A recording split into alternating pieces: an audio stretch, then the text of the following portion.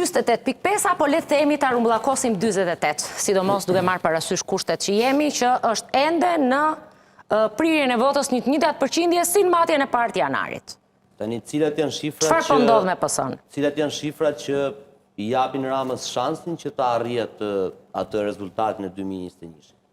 E para, Rama është 12 pikë mbi Partinë Socialiste, mbi partinë e tij. Po shet të integruara gjithë shifrat e PS-s dhe Ramës vet. Patjetër. Pra, në qoftë se doktori janë puqur numrat doktorit me të partisë edhe është vetëm 2 pikë përqindje mbi partinë dhe nuk e tërheq dot partinë me vete, ta ngrej lart. Krahason pëlqyeshmërinë e Ramës me cilën shifër? Me shifrën e prirjen e votës.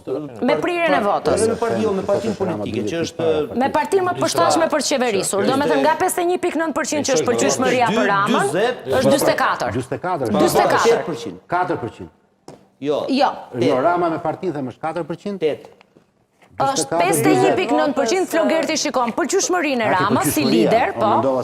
Dhe partinë më të përshtatshme që është 44 thotë është më lart. Pra është 8% dhe ka gjasë që Rama ta tërheqi për partinë më shumë se doktori dhe t'i japi një dorë, le të themi, me që është më i pëlqyer se ajo. Shifra e dytë është shifra e përshtatshmëria nuk krahasohet me pëlqyeshmërinë. Janë dy ndryshme. Jo, po pëlqyeshmërinë si tendencë. Nëse do me krahasoje a është i përshtatshëm si individ dhe a është partia e përshtatshme. Dhe nëse ka një gjë që del në pas. Edhe ajo del nga dy krahasime është personalizimi i politikës. Po në të dyja rastet në rastin e dytë është barabartë. Domethënë, nëse është pyetja politikani i dur për kryeministër dhe partia e dur është barabartë është e njëjta. Si shtuaj që moti, kur thua partia thua Lenini, e kur thua Lenini thua partia. Pra ky flet për një element që quhet elementi i personalizimit të partisë. Cila është? Cili slajd? Katra me shfaqje. Ndoshta nuk po më kuptoni. Politikani më i përshtatshëm për qenë kryeministër, ai shikon pëlqyeshmërinë personale të liderit. Flogerti sheh tendencë tek pëlqyeshmëria personale që mund të ngrejë në kohën në dispozicion që ka pa. Pra ka një gamë më të madhe përqindje që pëlqyeshmërinë që ka njerëzit ndaj tij, t'i alshoj si vot Partisë Socialiste. Po mundet partia me pëlqyeshmëri se Rama, se s'ka një dorë. Po ta kishim pyetjen pëlqyeshmëri e partisë, mbase mund ta bëjmë të realistë, po se kemi. Nuk na rezulton në asnjë rast edhe sondazh të shkuara që partia të jetë mbi Ramën. Po se kanë bërë të studim të. E keni bërë këtë pëlqyeshmërinë partisë? Po partijës e kemi pas. Ja, pëlqyeshmëri për partinë, po. Dalë në konkluzion, se janë dy kondicionë ndryshme. Janë dy gjëra të ndryshme ato. Janë dy gjëra të ndryshme. Që Rama, partia nuk e arrin Ramën në mbështetje. Kështu pak në thonë janë dy gjëra të ndryshme më Se është edhe Adriatik Lapa, është kështu të grin Tom Doshi. Po prit pra, është ai, jo, po, mandë, është ai korelacioni që thot Murellari pastaj që vërtet Adriatik Lapa mund të jetë 30 sa, po votat i ka 6%, ndërkohë që Rama është 50 sa dhe votat i ka 45%. Pra korelacioni shkon shumë afër. Ka tjetër potencial, thot Flogerti në leximin e tij. Krahasohet kandidati për kryeministër me partinë. Shiko, ta mbaroj leximin dhe pastaj të kemi mundësi ta ballafaqojmë nëse qëndron si logjik. Pajtojmë mos pajtojmë. Si logjik qëndron. Pëlqyeshmërinë që ai ka, pra një njeri që nuk voton socialistët, i pëlqen kontroversë pra po i pëlqen. Atij njeriu i pëlqen dhe Rama, i pëlqen dhe Lapaj. I pëlqen edhe Tom Doshi. Po nuk është e njëjta gjë. I pëlqen dhe të gjithë. I pyeturi. Pa Flogerti thotë që Rama ka më shumë probabilitet që atë ta marrë këtë ta kthej pëlqyeshmërinë në ka më të lartë se doktori, po them. Dhe ka X% më shumë gjasë që ta marrë një vot. Si logjik qëndron Do pyesim edhe Dimitrin për këtë. Nëse mund të bëjmë një korelacion të kësaj logjike. Saktë ta kishim me sondazh, me shifra. Kjo është pastaj interpretim. Ana tjetër, 80% e socialistëve mendojnë që Edi Rama është kryeminist i duhur për shqiptarët. Dhe thua që të vetët i ka? Të vetët i ka 80% nga mbrapa, ndërkohë që doktori i ka 65%.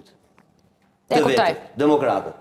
Dhe nga ana tjetër, Rama ka 33% të pa identifikuar, pra ka fush 33% për të lozur në një farë mënyrë dhe për të maksimizuar votën e tij, ndërkohë që doktori e ka gjysmën e Ramës ose më pak se gjysmën e ka 14.9%. Jam i saktë në radhë. Po, në këtë aspekt, ajo që e vërteton më së miri këtë tezën që po ngre ti, është që potencialisht për të rritur, më shumë ka shanse Ramën se sa PD-ja me Berishën, për faktin se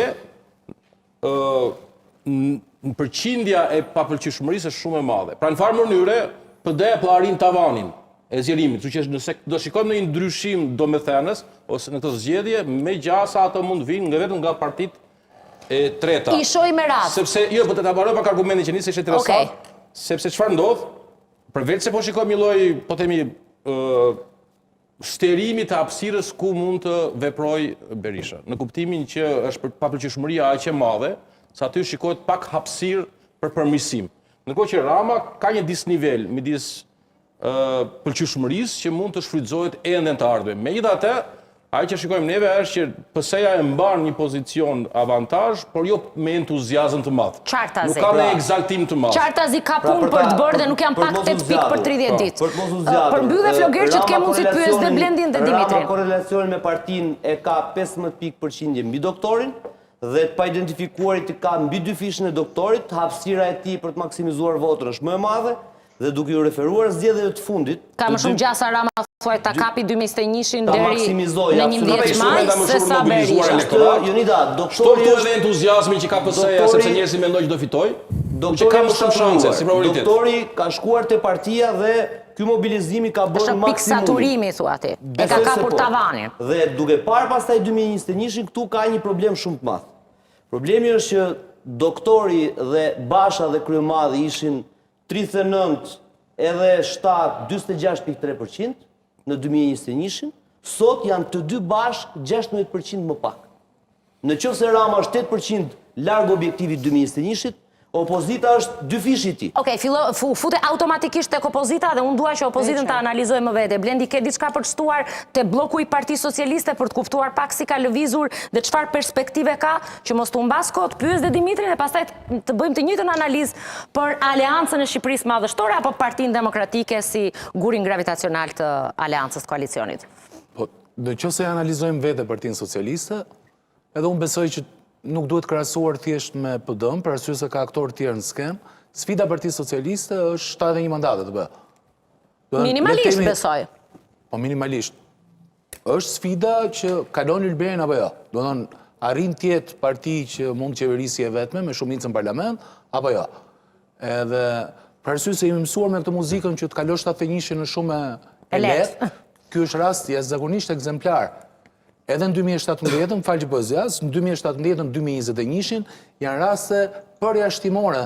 Kjo që ndodhë me ne, që një parti me këtë sistem elektoral arrin të marrë shumicën e vetme në parlament. Nga që ne jemi mësuar me këtë gjënë edhe na duket si gjë normale.